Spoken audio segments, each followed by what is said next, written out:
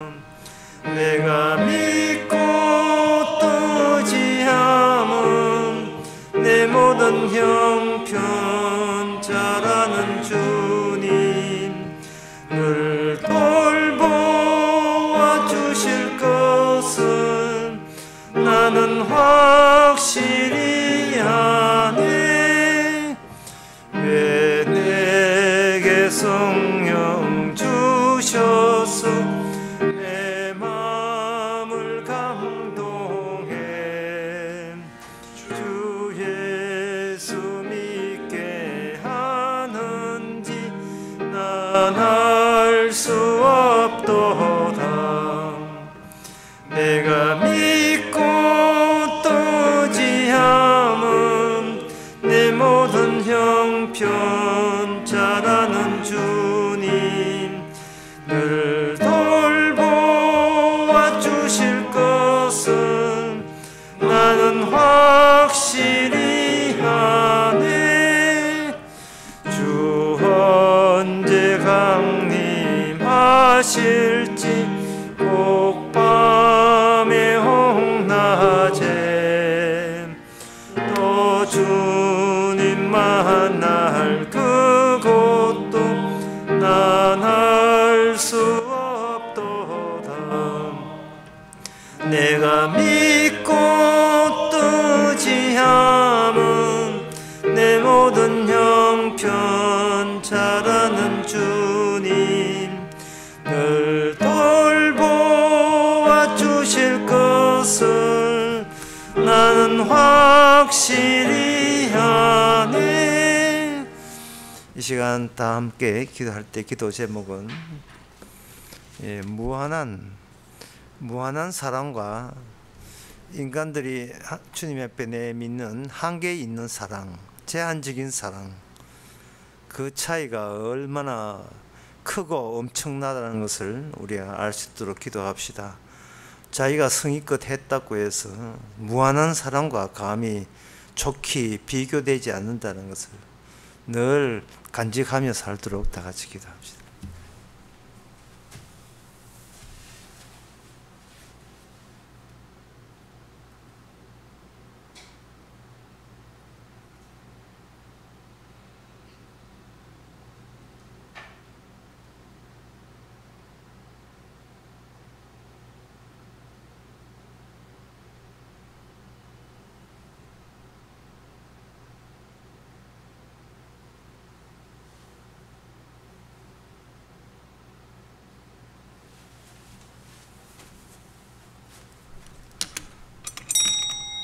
하나님 아버지, 세상을 살면서 나름대로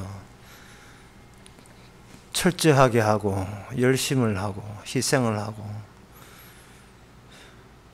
죽을 둥 살 둥 다 열심히 했지만 그 결과가 마음에 들지 않을 때 우리는 주님의 무한한 사랑을 모독하고 있다는 사실을 깨닫게 하여 주옵소서. 우리가 열심히 한 것과 주께서 날마다 퍼부어 주시는 그 상황과 어떻게 감히 좋게 비교할 수 있는가를 늘 잊지 말고 간직해서 주님의 주신 사랑에 담복하며 살아가는 저희들 되게 하옵소서. 예수님의 이름으로 기도옵나이다.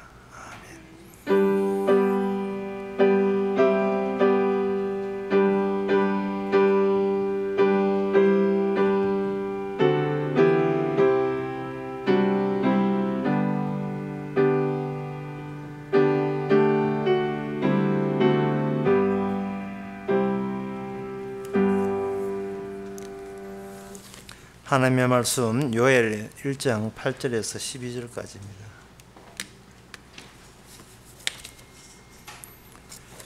너희는 애국하기를 처녀가 어렸을 때에 약혼한 남편을 인하여 굵은 배로 동이고 애국함같이 할지어다. 소재와 전제가 여호와의 전에 끊어졌고 여호와께 수종들은 제사장은 슬퍼하도다. 밭이 황무하고 토지가 처량하니 곡식이 지나여 새 포도주가 말랐고 기름이 다하였도다. 농부들아 너희는 부끄러워할지어다. 이는 밀과 보리의 연고라 밭의 소산이 다 없어졌음이로다. 포도나무가 시들었고 무화과나무가 말랐으며 석류나무가 대추나무와 사과나무와 및 밭의 모든 나무가 다 시들었으니 이러므로 인간의 희락이 말랐도다. 아멘. 여기에 나오는 사람들의 직업이 그리고 그들의 형편이 좀 다 다릅니다. 8절에 나오는 것은 그 막 결혼 약혼한 그러한 신부가 남편이 약혼하자마자 남편이 사랑한 남편을 잃어버렸어. 그 상실감에 어쩔 줄 모르고 막 깊은 울음을 터져나오는 울음을 주체하지 못해서 예곡하는 그러한 경우. 그 다음에 나오는 것은 이 제사장. 이 제사장들은 제사를 드려주는 조건 하에 백성들로부터 그들의 생활비를 얻게 되어 있습니다. 율법에 보면 민수기 18장 18절에 보면 18장 8절에 보게 되면 여호와께서 또 아론에게 이르시되 보라 내가 내 거제물 곧 이스라엘 자손을 거룩하게 한 모든 예물을 너로 주관하게 하고 너가 기름 부음을 받았음을 인하여 그것을 너와 내 아들들께 영원한 응식으로 주느라.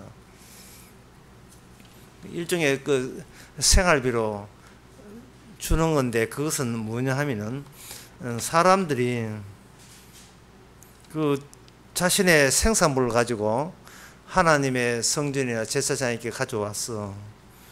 하나님께 제사를 드리게 되면 그 제사할 때 남는 그 제사밥 있잖아요. 그런 고기. 그런 것은 제사장과 그 레위 지파가 그걸 먹게 되어 있습니다. 그걸로 생활하게 되어 있어요. 물론 11조도 제사장에게 드리고요. 레위인도 백성들의 11조를 받고. 그런데 지금 그 제사장이 살 희망이 없어요. 왜 그러냐 하면 제사할 때 빈손으로 오는 것이 아니고 땅의 생산물을 가지고 무는데 뭐 모든 땅이 밭이고 논이고 전부 다 황폐하게 되니까 제사하러 오지를 않는 겁니다. 그러니까 이 영업이 안 되는 거죠. 가게가 손님이 없는 겁니다. 우리가 요엘 보면서 메뚜기가 득쳤고 그 다음에 아수르라는 그 이방 민족이 덮쳐서 이스라엘을 겨냥해서 이렇게 재앙이 들이닥칩니다. 오늘 보면은 그 재앙의 결과에 대해서 이야기하는 겁니다. 그 다음에 제사장은 그렇게 난처한 입장에 있고요. 그 다음에 나오는 11절에 보면 농부들이 나옵니다. 농부들은 너희는 부끄러워해라. 농사 지어야 되는데 그게 자기의 생계 수단인데 아무것도 없어요. 포도원에 가봐야 포도가 없고 밀과 보리도 생산되지 않고 무화과나무가 말랐으며 석류나무가 대추나무 사과나무 모든 이 과수나무는 그들이 생산해서 먹는 것도 있지만 이거는 수출 주력 상품입니다. 그 당시에.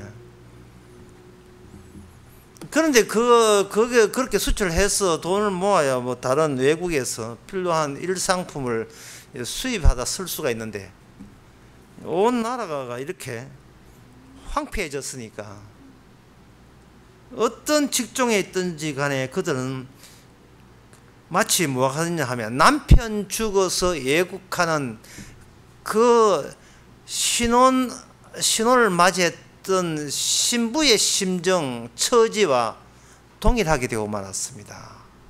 할 일은 우는 것 외에는 아무것도 할 일이 없는 거예요. 우는 거. 그러면 이러한 재앙을 하나님께 주시는 그 취지가 뭐냐? 미국의 속담에 이런 게 있어요. 신발 맞거나 신으라 하는 게 있습니다. 신발이 맞거나 신으라. 딱 네 거다 이 뜻이에요. 신발이 맞으면 신이라는 말은 뭐냐 하면은 맞춤 공격을 한다는 주님께서 하나님께서 노리고 공격한 거예요. 재앙을 너를 위해서 공격한다. 너를 향하여 공격하는 거였지. 하나님 아수르도 그렇고 메뚜기 편대도 그렇고 하나님의 의도가 강렬합니다. 신발이 발에 딱 맞추는 것처럼 하나님께서는 이 재앙은 이스라엘에 딱 맞도록 하나님께서 재앙을 주시는 거예요. 자, 여기서 이 선지자의 이 기능, 선지자의 역할이 특수하다는 사실을 알아야 됩니다. 선지자가, 사람들은 선지자에 대해서 그렇게 필요치 않습니다. 오늘날 그 사람들이 복음이나 말씀에 대해서 그렇게 필요를 느끼지 않는 것처럼요. 그런데 선지자가, 왜 선지자는 말씀을 전하는 건데 하나님의 계시를 전하는 사람입니다. 하나님의 계시를 전하는 사람들이 왜 그 시대에 인기가 없고 환영받지 못하느냐? 그것은 그들이 말씀 말고 다른 것에 바탕을 두고 일상을 살아가기 때문에 그렇습니다. 여기에 오늘 본문 12절 마지막에 이런 말씀이 나옵니다. 모든 나무가 다 시들었으니 이름으로 인간의 희락이 말랐도다. 인간의 희락, 인간의 기쁨이 바짝 말랐다 이 말이죠. 뭐 기뻐한 게 언제적 기억이 안 날 정도로 온 천지가 기쁨이 없어요. 이 말은 하나님께서 노리고 그 하나님께서 이스라엘을 공격하는 이유가 너희들이 평소에 무슨 기쁨으로 살았는지를 내가 너희들에게 들통내게 하겠다는 겁니다. 여기 그 혼인한 그 신부나 밭의 소사이나 제사장이나 이 모든 사람들이 평소의 일상에 이런 일 있으면 나 기쁘겠는데, 나 이런 것 때문에 보람으로, 나 이런 기쁨을 얻기 위해서 보람으로 살았어 하는 그 모든 것이 어디서 바탕을 두었느냐 하면은 바로 먹을 거, 입을 것이 내한테 이렇게 보장되어 있고 내한테 소유하고 있다는, 여기에 그걸 기쁨의 원천으로 생각한 거예요. 뭐가 갖고 있는 거, 가지고 있는 거, 입을 거, 먹을 거, 마실 거, 이게 있다는 게 이 세상 사는 기쁨으로 여겼던 겁니다. 그것도 내 것 가지는 거.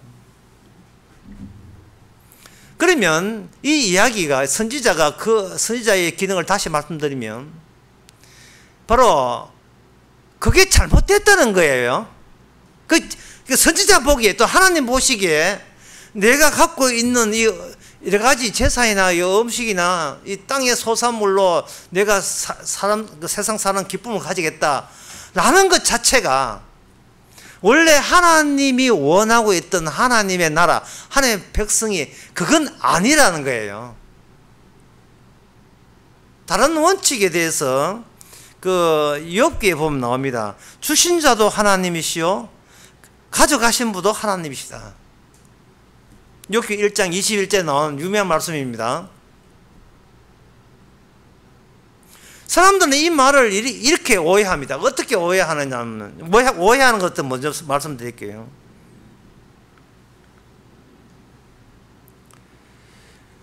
주님이 주신 것으로 살아라, 이렇게 오해하는 겁니다. 주님이 주신 것으로 살아라, 굉장히 신앙적으로 보이죠. 그러나 하나님의 뜻은 그게 아니고 주신 분에 관심 갖고 살아라는 뜻이에요. 주신 거 받아 챙기는 식으로 아이고 고맙습니다 해가지고 자기가 받아 챙긴 것에 관심이 있지, 누가 주느냐에 대해서는 관심이 없이 살아간 거예요. 아니, 받아 챙기면 됐지 뭐 일단 챙기면 그게 다지 뭐 누가 준 게 그게 뭐가 중요하냐 이 말. 줄 것만 그 빼듯이 받아내고 주신 분은 그만 도외시해버리는 겁니다. 그래서 성경이 뭐냐 하면 주신 분도 하나님이시요. 사람들은 그것만 들어요. 예, 주셔서 내 영광 감사드리고 고마워합니다 얘기하는데 그 다음에 어디까지 감사해야 되냐 하면은 주신 것을 회수할 때, 뺏어갈 때, 주실 때 그만한 정당성이 뺏어갈 때도 유효하다는 사실을 사람들은 생각할 줄을 모릅니다. 갑자기 애곡하고 슬퍼하고 그래요. 주님에게만 바라보시면, 주님께서 바라보시면 줄 때 가져갈 때 그냥 주님만, 아 이것도 주의 일이지만 저것도 주의 일이다. 주님이 일하시는 그걸로 나는 족합니다. 나 기뻐합니다. 왜 이런 기쁨이 되지 못하느냐. 왜 이런 기쁨이. 이제 그걸 문제 삼는 겁니다.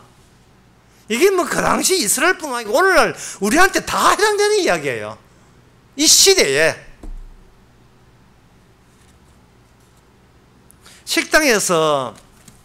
식당에 보면 이런 그 경우들이 많이 나오거든요. 냉면 시키는데요. 냉면 시킨다 해놓고 물냉면 시키는데 물냉면이 이상히 빨리 나왔어요. 아이고, 이 식당 참 빠르구나. 물 하는데 계좌 막 칠라 하는데, 아이고, 잘못됐습니다. 이쪽 손님이 아니고요. 도로 가져가죠.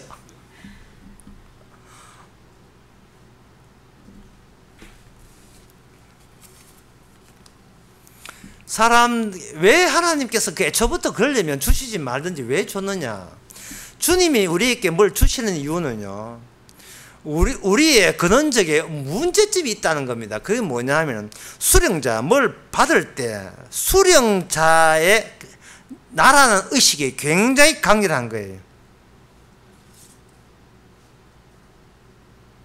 그래서 하나님께서는 줬다 뺏음으로 말미암아 수령자 받아는 내가 받았다 해서 주님이 주셨다로 그 사고방식이 전환시키기 위해서 하나님께서는 이스라엘을 그동안 키워줬다가 이제는 도로 뺏는 겁니다. 노리면서, 표적 수사하듯이 노리면서 뺏는 거예요. 뺏기 위한 요건을 다 갖추고 완전 편대를 보냅니다. 메뚜기 편대를 보내가 다 뺏어버리는 거예요.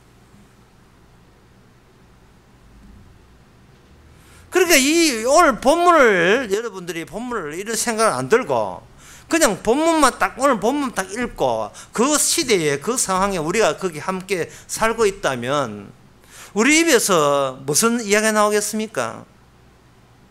이 이야기 나올 거예요. 이게 뭐야? 이러죠.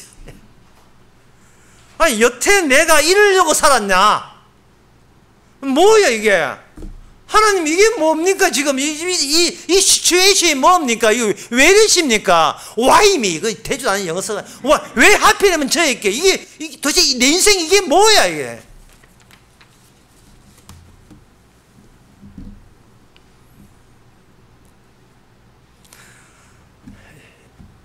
인간이 그냥 줬다 뺐다, 이게 여기 한 6개월 태어난 지 6개월 애한테 뭔가 장난감 줬다 뺐다, 애는 아무 엄마가 있다는 그 자체로서 굉장히 희락이 되고 기쁨이 돼요.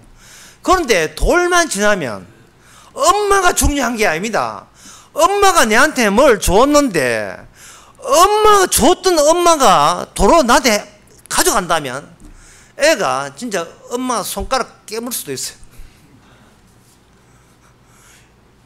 엄마 이게 뭐야? 이래 되는 거예요. 그 자의식이 그대로 생긴 겁니다. 그보다 그 전에는 나의 존재는 나의 존재 의미를 나한테 안 뒀어요. 엄마한테 뒀어요. 엄마한테. 엄마가 있기에 나가 있는 겁니다. 엄마 따로 내 따로가 아니에요. 그냥 분리된 게 아니고 같이 있어요. 같이. 근데 전에 그 주일에서 설교했잖아요. 이스라엘의 의미는 동행이라고요. 같이 있다고요. 같이. 주신 자도 하나님이요, 가져가시는 하나님이요, 부하시도 가시고 가난하게도 하시고 죽이기도 하고 살리기도 하고, 이게 율법의 정신입니다. 율법의 본 정신이거든요. 그런데 이 돌만 지나면 그 다음부터는 자의식이 강렬해가지고 이게 엄마가 그렇게 해줘도 내 거 가져간다고 그렇게 화를 내요. 그러면 그 합리적으로 살아가는 엄마 입장에서는 합리적으로 이야기할 거지. 이건 누 돈 주고 샀는데.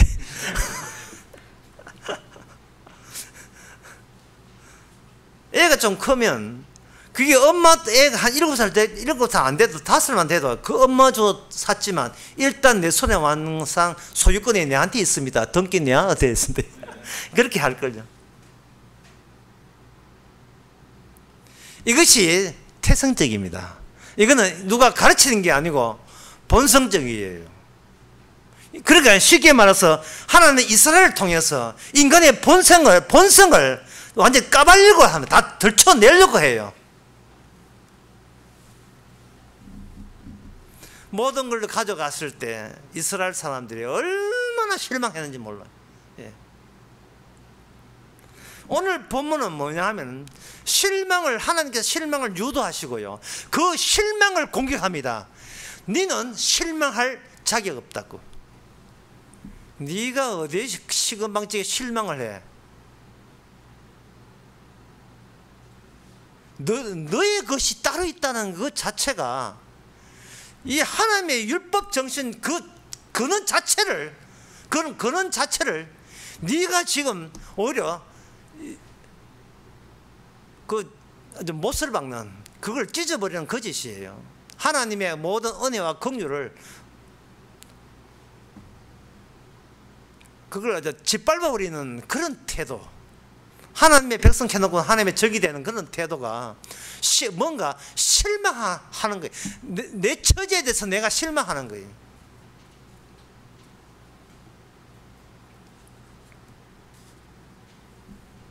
그래서 이 이스라엘 백성들이 이게 운다는 게 굉장히 이게 운다는 것은 좋은 일이 아니고 운다는 것은 자기 자신에게 처지에 대해서 비관하고 실망하는 거예요. 그럼 인간은 그 자의식으로 가지고 뭘 하고자 하느냐? 하나님의 주신 걸 가지고 뭘 만드느냐 하면 자기 자신의 쉐트라고 영어로 하는 이게 자기의 안식처, 최후의 안식처. 그걸 쉬운 영어로 하면 홈, 집. 자기 집을 만드는 거예요. 아지트를 만드는 겁니다. 주님께서 일하시는 방법은 뭐냐 하면은 그냥 이 말씀 지키라 해가지고 그게 백성이 될 수 없어요. 줬다 뺐어야 백성이 되는 근거가 마련되는 겁니다. 줬다 뺐어야.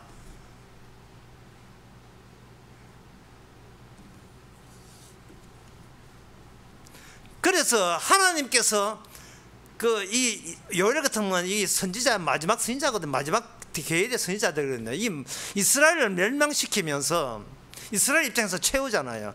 최후에 하나님이 하시는 일은 뭐냐?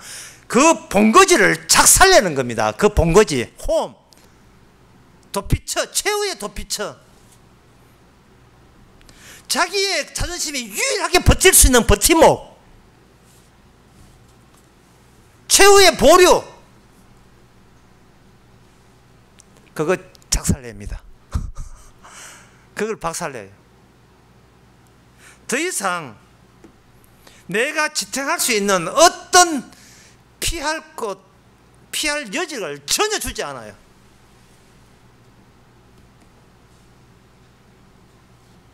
내가 나다움을 지탱할 수 있는 그 마지막 공간마저 주님께서는 표적수사 노리고 공격합니다. 노리고, 예. 미사일 공격하듯이 탁 노리고 그쪽을 불살라버려요. 더 이상 내가 나다움을 지탱할 수 있는 어떤 여지를 하나님께서는, 예, 허락하지 않습니다. 그러니까 이게 이 공포 영화에 보면 그런 게 좀 나오네요. 공포 영화에 보면 어떤 게나 미국에서 만든 공포 영화 같은 데 보면 소위 그 교인 집에 귀신이 들어왔을 때는 교인들이 이제 자기 하나님이 자기를 지키고 예수님이 자기를 지키고 하나님 지켜줄 거라고 여기고 막 십자가 막 걷고요, 성경책과 도배를 하고 기도하고 신부 테마사 신부 부르고 목사 불러가지고 거룩한 성수 뿌리면서 사탄아 물러가게 하잖아요. 그런데 그 공포 영화가 어떤 거냐 하면은 그 십자가 가지고 사탄이 물러가라 했는데 사탄이 오히려 저주가 더 세가지고 십자가가 중간에 부러진다든지 묵주하는데 묵주끈이 풀리가 묵주가 와서 쏟아진다든지, 성수 뿌리는데 성수가 라틴어로 산타 메르마리 이렇게 중얼중얼 하니까 그 성수 뿌린 것이 도리어 침뱉이 막 사탄들한테 애들 침에 뱉어내 가지고 코로나 다 걸리게 막 심하게 뱉고, 그게 공포였거든요. 나를 지켜주는 마지막 부적, 그 부적이 뭐냐? 바로 하나님이 나의 부적이었던 겁니다. 이게 하나님 소유하다 나중에는 뭘 하나? 주님까지 소유하고 예수님까지 소유하고 삼일째까지 소유하는 거예요. 삼일째까지. 마귀가 피식 웃습니다. 그거 부적이야, 그거. 천주교 시인자가 마리아상 해가지고 마리아상 기도해가지고 막 귀신 물러가라 악긴 물러가는데 마리아상이 저절로 앞에 꼬꾸라져가지고 손모가지 다 부사져. 그거는 이제 영화니까 이미지로 귀신이 그런 식으로 활동하는 이미지를 보여주지만, 실제로 이미지는 아니지만 실제로 마귀의 역사는 바로 우리 최후의 부적이 되는 그 주 예수라는 거, 하나님, 그거마저 악마가 이기도록 우리 주님께서 조치를 해 주십니다. 하나님을 작살하게 만들어요. 내가 갖고 있는 믿는 하나님을 하나님이 작살내게 만들어 버려요. 이 원리 모르면 이 성경 하나도 모르는 겁니다. 그동안 이스라엘 백성들은 약속의 땅에서 젖과 꿀이 흐르니까 그거 생산물을 가지고 하나님 덕분에 잘 살았습니다, 하나님 덕분에 우리가 만족합니다, 이렇게 봤거든요. 그거는 뭐냐 하면 이 성경을 해석하는데, 세상을 해석할 때 내가 생존한 것에 기준해서 내가 여기 뭐가 내 것이 여기 있다는 걸 기준해서 세상과 성경과 세상을 잘못 해석한 거예요. 지금 해석을 바꾸려고 하는 겁니다. 사람들은 여기 오늘 본문을 여러분 다시 보게 되면 여기 새 신부 나오지요, 여기는 제사장 나오지요, 여기는 농부 나오지요, 그 다음에 여러 가지 또 과수한 사람 나오지요, 밭농사하는 사람 나오지요. 그 당시 사람들이 각자 자기가 살아오는 게 다 달라요. 다르기 때문에 사람들은 뭐라고 생각하냐, 이렇게 생각합니다. 인생이라는 각자 도생이다. 지 인생 지가 사는 것이다. 너는 너고 나는 나다. 나는 특별한 의미가 있기 때문에, 나한테 특별한 의미 있어. 너하고 달라. 나는 나한테는 특별한 존재야. 이것을 주님께서 이렇게 메뚜기 편대로 공격을 하니까 난 각자 도생이 되는 게, 너는 나고 나는 너고 다르다가 아니라 전부 다 동질성이 되어버린 거예요. 동질성. 다 같은 처지가 된 겁니다. 뭐냐면 사람들은 어떤 생각이 동의하냐 하면, 나는 각자 내 가진 것으로 산다 라는 점에서 이게 동질성이에요. 같아요. 사람은 너하고 내하고 다르다는 생각 자체가 같아요. 그게 왜 그러냐면 모두 다 자기의 소유한 것, 내가 가진 것으로 산다는 점에서는 이 세상에 차이점이 없습니다. 이의가 없어요. 그런 점에서 동질성이에요. 쉽게 말해서 하나님께서 이스라엘을 지금 무슨 개성이 있든 나는 선지자, 난 제사장이고 너는 뭐고 그 차이를 아예 없애버립니다. 왜냐? 일괄적으로 다루기 위해서요. 일괄적으로. 사람이 독자성, 독립성을 갖고 있어 버리면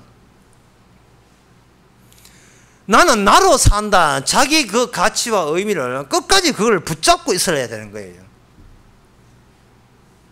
그러나 이스라엘 하나님이 이스라엘을 다룰 때는 너 나를 구분하지 않고 똑같은 상황 속에서 그들은 살아가고 있거든요.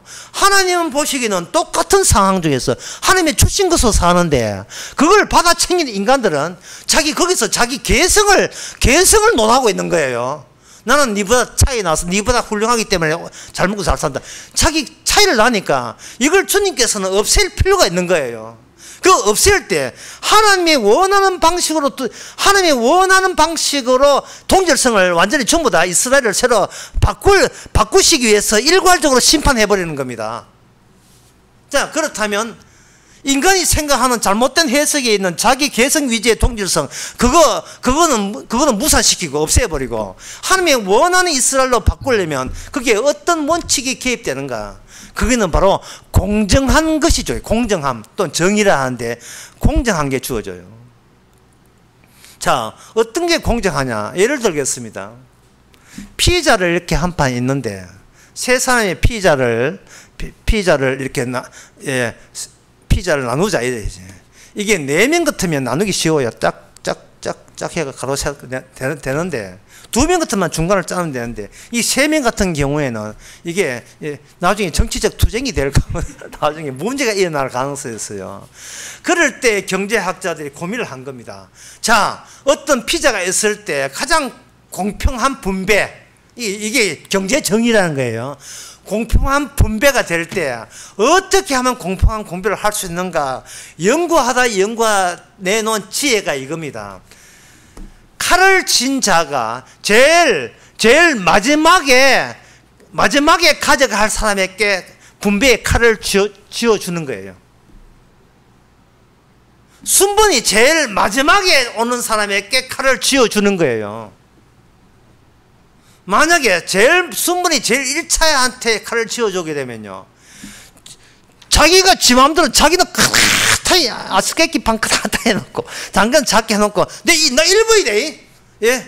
난 개 타는 거 1부이다 해가지고 지가 잘라놓은 거 지가 제일 큰 거 가져가잖아요. 만약에요 그 칼을 가진 자가 나누는 자가 제일 마지막에 선택한다면 어떤 노림수를 발휘할 수 있는 기회가 없지요. 왜?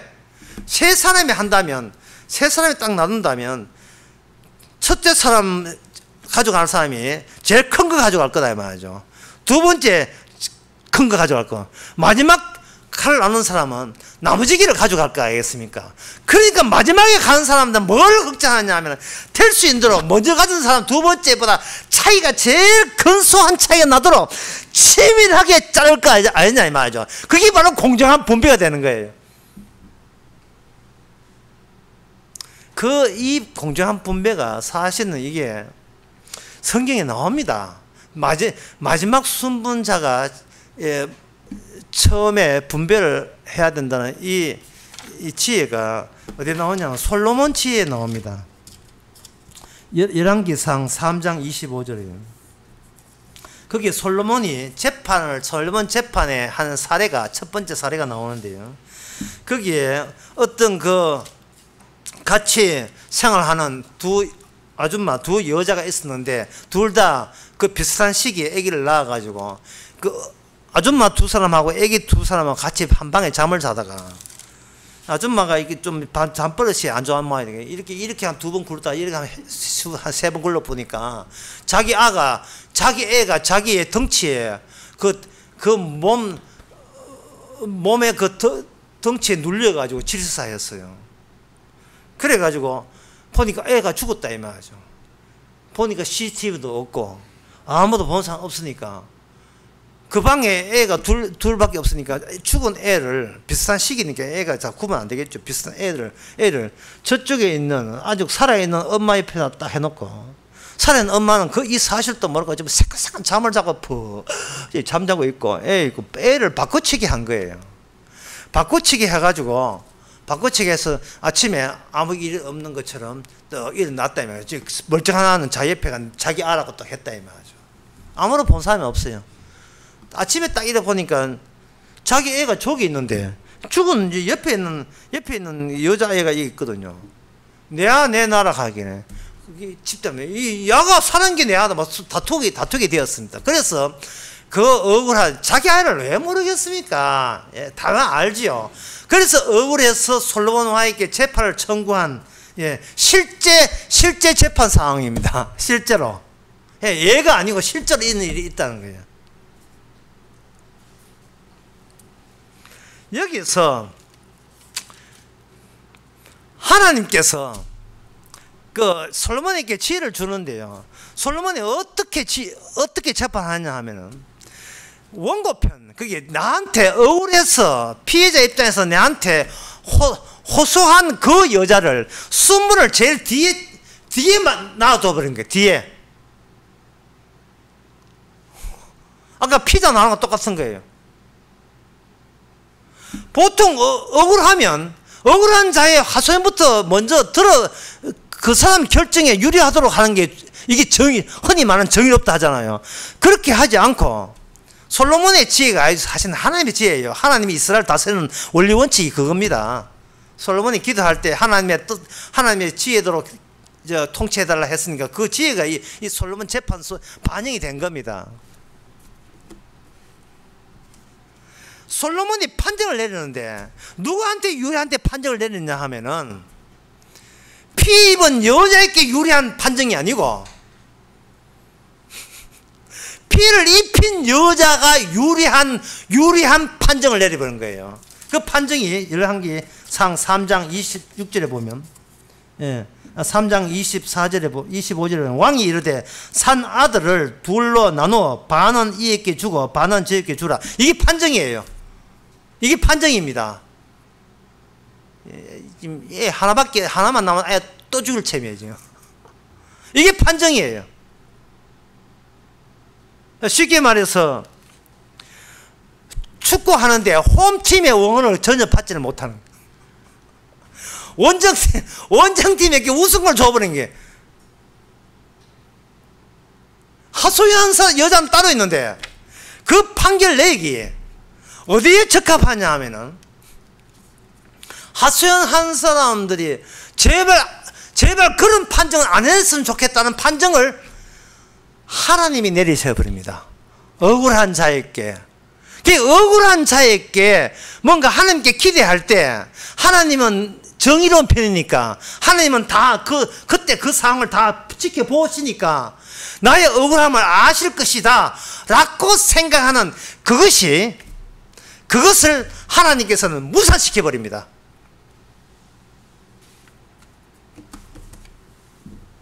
이것은 피해받은 자가 자기에게 피해를 준 자에게 종속되는 식으로 세상을 살아가라는 겁니다. 그래서 애 반 잘라서 각자 나눠줘라 하니까 누가 좋아하냐면 그 좋아하는 사람이 나와요. 거기에 진짜 애를 죽인 그 못된 그 바깥치기 한 그 아줌마가 말하대. 내 것도 되지 말고 제 것도 되지 말고 신났어. 예. 왜냐 판사가 이미 결정을 했기 때문에 자기는 신난 거예요.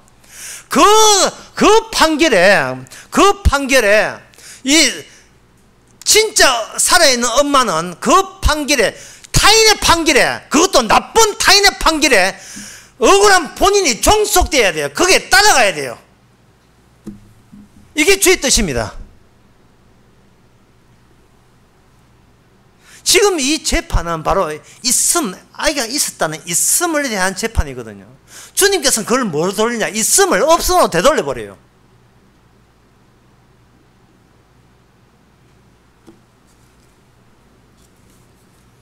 그러니까 이 진짜 엄마가 가슴이 아파가지고 그렇다면 내 이 재판 청구를 취소하겠습니다. 재판 청구를 취소하겠습니다. 그러면 재판 청구를 취소하면 누가 이기냐 하면은 그 못된 여자가 재판에서 이기잖아요. 그 못된 여자가 재판에서 이긴 그 재판에 군소리 말고 자기의 진짜 피 입은 진짜 엄마는 그대로 그걸 수용합니다. 이게 하나님의 지혜입니다. 이게 바로 오늘 본문에서 이스라엘을 심판하는 노리고 공격하는 이유입니다. 제가 이렇게 친절해도 이게 무슨 말인지를 모르겠죠. 내가 무너진 곳에 정답이 있었던 거예요. 내가 무너진 곳에. 사람이 안 무너지게 되면요, 하나님 정의, 하나님의 사랑, 진짜 진리 백날 외치고 복음 외쳐도 그게 뭐냐면 내가 나를 위한 내 것을 내 가치를 지키기 위한 부적 같은 그 범위에서 그 한계에서 못 벗어나요. 주님 사랑합니다. 십자가 믿습니다. 결국 이 말은 사적군, 나는 개성이 있으니 난 특별하니까 특별한 나는 어쨌든 간에 천당 보내주세요라는 자기의 특출함을 그대로 유지하는 거예요. 보편성이 없어요. 동질성이 없고 자기의 특수성만 주장하는 겁니다. 여기에 대해서 하나님께서는 그 모두 각자가 이미 문제성이 있는 자기만의 개성이 있고 자기만의 가치 있다고 여기는 그런 자기밖에 모르는 그 제약된 보편 그 동질성을 하나님은 이질성으로 박살내버리죠. 이질성으로. 그 동질성에서 상상도 안 한 다른 지혜를 가지고 전부 다 박살내버리는 겁니다.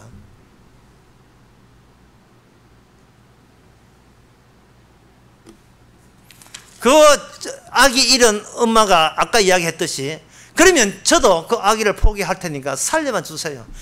저 여자한테 돌려주세요. 이거는 자기 뜻이 아니었어요.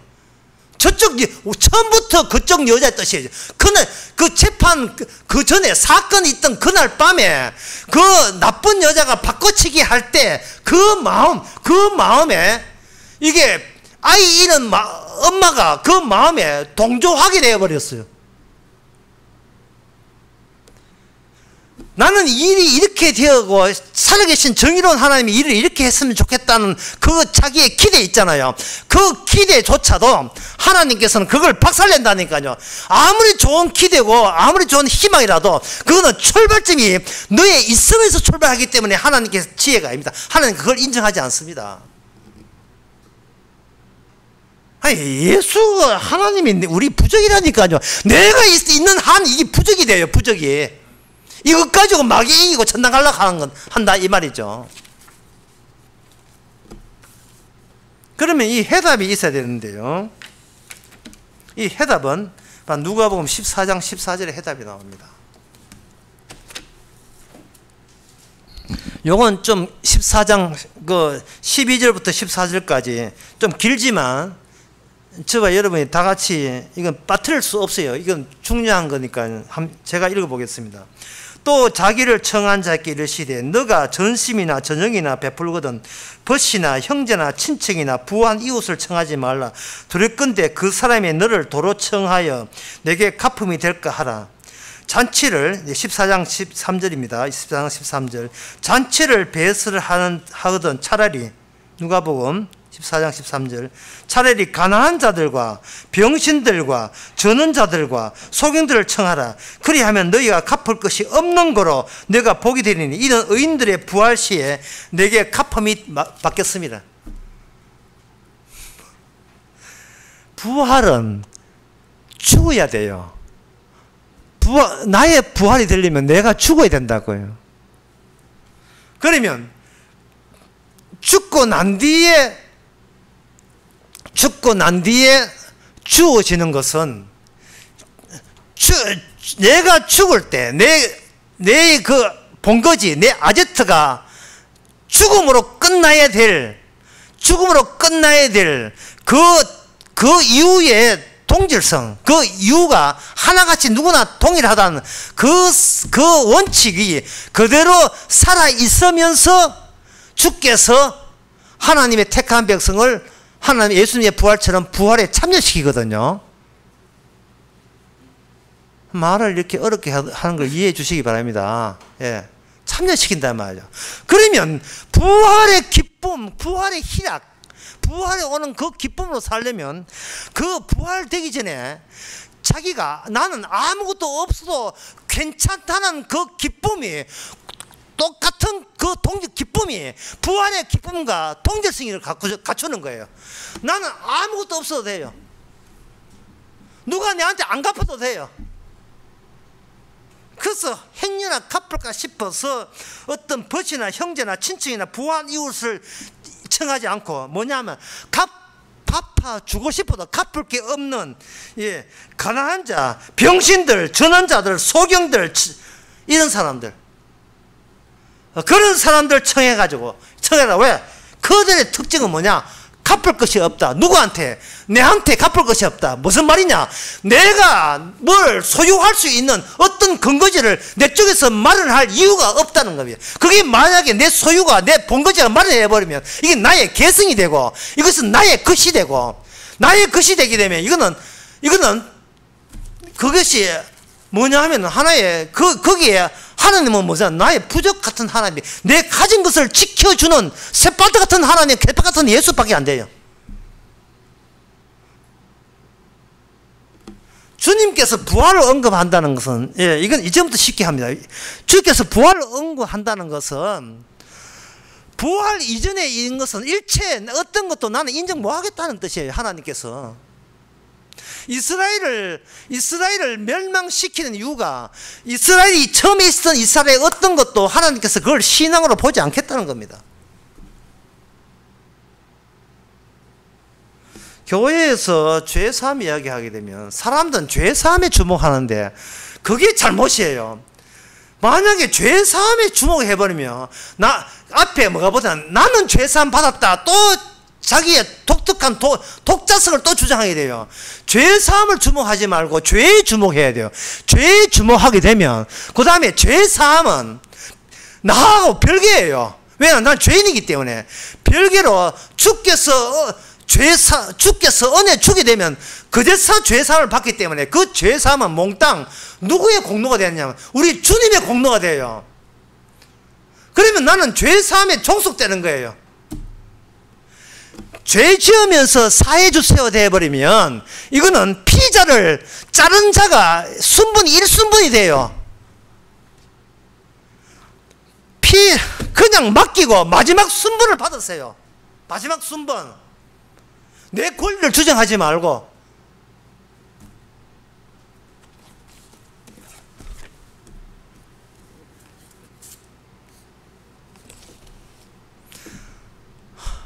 내 권리를 주장한다는 말 미리 예측해가지고 요래 죄라 고백하면 죄 사함 줄게 이렇게 가지고 계산을 해버리면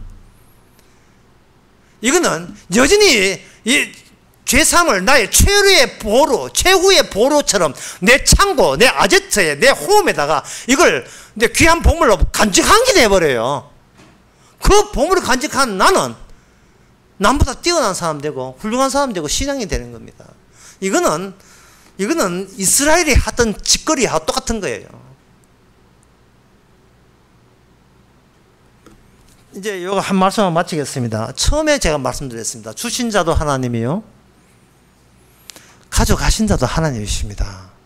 정말 그걸 받아들이신다, 인정한다면 우리 내놓을 것은요, 우리가 보여줄 것은 주님이요, 죄 내놓고 그냥 처분에 맡겨야 돼요.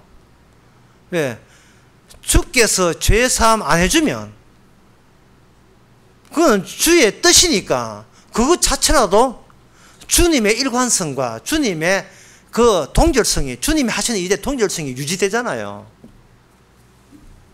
이제 설교 마지막에 와가지고 더 어렵게 되어버렸는데요. 이제 끝으로, 시간 가도록 끝으로 한 말씀 더 드리겠습니다. 사람들은 내가 내하고 거래하고 남하고 거래하지만 나하고 거래해요. 나는 이렇게 하게 되면 이런 결과, 괜찮은 결과가 주어진다. 자꾸 내하고 의논하고 내하고 거래한다고요. 그러니까 나를 못 놓는 거예요. 햄버거를 누가 돈 주고 주문했는데 햄버거 배달했다고 연락 안 하고 그냥 가버렸어요. 근데 동네 어떤 개가 와서 햄버거를 다 먹었습니다. 그때 이게 주문한 사람 책임인가 햄버거 가게 책임인가? 지금 이게 가게 책임이죠. 왜냐하면 그 사람은 햄버거 그 주인은 사람 만난 게 짜증나요. 그냥 돈 받았으니까 그 햄버거 던져주고 지금 가버린 겁니다. 사람은 지 챙길 것만 챙기면 그만이에요. 왜? 사람은 개성을 중요시하고 내 가진 것을 중요시하기 때문에 그런 겁니다. 하나님 죄 용서하시고 꺼져버리세요. 이거예요.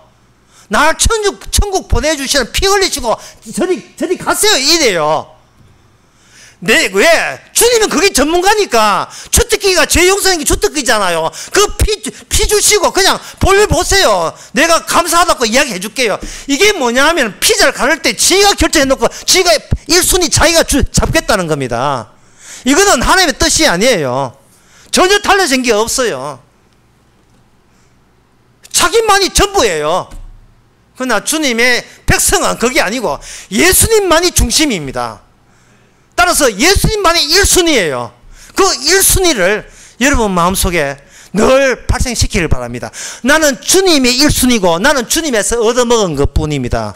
그걸 떨거지라 하는데 고상한 말로 천국은 떨거지들의 아무도 가진 거 없는 그냥 처분에 맡긴 그 떨거지들의 집합체가 바로 천국입니다. 기도하겠습니다. 하나님 아버지, 성경 보고만 안다 했지만 이 못돼 먹은 우리 자신의 자아성 때문에 모두 다 엉망진창이 되고 말았습니다. 신앙도 없으면서 신앙의 흉내내면서 긴장 속에 살았습니다.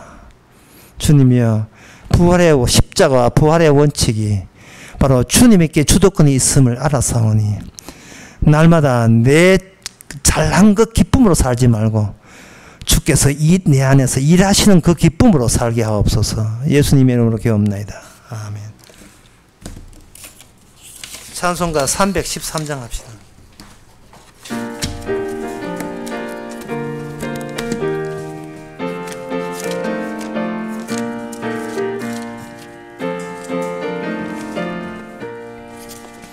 갈 길을 밝히 보이시니 주 앞에 빨리 나갑시다. 우리를 찾는 구주 예수 곧 오라 하시네. 죄악 벗은 우리 영혼은 기뻐 뛰며 주를 보겠네. 하늘에 계신 주 예수를 영원히 섬기리. 우리를 오라 하시는 말 기쁘게 듣고 즐겨하세. 구주를 믿기 지체 말고 속속히 나가세. 죄악 벗은 우리 영혼은 기뻐 뛰며 주를 보겠네. 하늘에 계신 주 예수를 영원히 섬기리. 주 오늘 여기 계시오니 다 와서 주의 말씀 드세. 듣기도 하며 생각하니 참이시지로다. 죄악 벗은 우리 영혼은 기뻐 뛰며 주를 보겠네. 하늘에 계신 주 예수를 영원히 섬기리. 기도합시다. 지금은 우리 주 예수 그리스도 은혜와 하나님의 거짓 사랑과 성령의 충만하심이 피조물이라면 피조물답게 주님을 섬기는 모든 성도에게 함께 있을지어다. 아멘.